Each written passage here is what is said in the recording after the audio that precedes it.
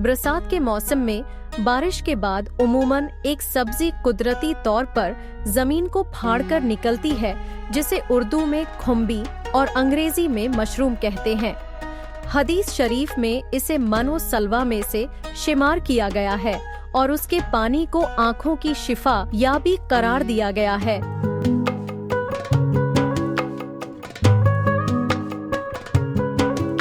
हजरत अबू सईद खुदरी रजी अल्लाह ताला अन्हु से रवायत है कि रसूल अल्लाह हमारे पास तशरीफ लाए।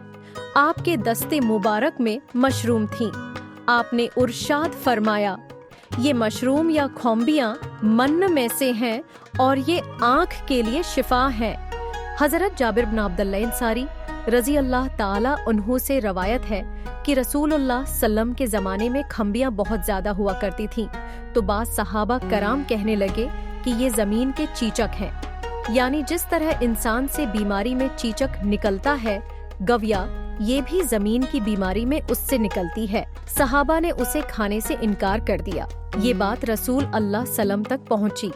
आपने मंबर पर खड़े होकर फरमाया कि लोगों को क्या हो गया है जो ये गमान करते हैं कि खम्बी जमीन का चीचक है। खबरदार, सुनो, ये जमीन का चीचक नहीं बल्कि मनो सलवा से है और उसके पानी में आँखों के लिए शिफा है।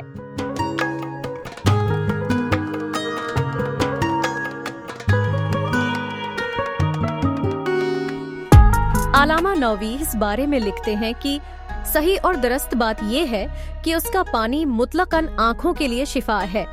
उसके पानी को नचोड़कर आँखों पर लगाया जाए। मैंने अपने जमाने में और मेरे अलावा लोगों ने देखा कि वो एक नाबीना थे जिनकी आँखों की बिनाई चली गई थी। उन्होंने अपने आँखों पर खम्बी का खालिस पानी लगाया तो वो शफा याब हो गए और उनकी आँखें ठीक हो गई। वो शख्सियत अल्लामा शेख कमाल बन अब्दुल्ला दमश्की थे, जिन्होंने हदीस पाक पर आतिमाद करते हुए और हदीस से तबरुक की नीयत से खम्बी का पानी इस्तेमाल फरमाया था।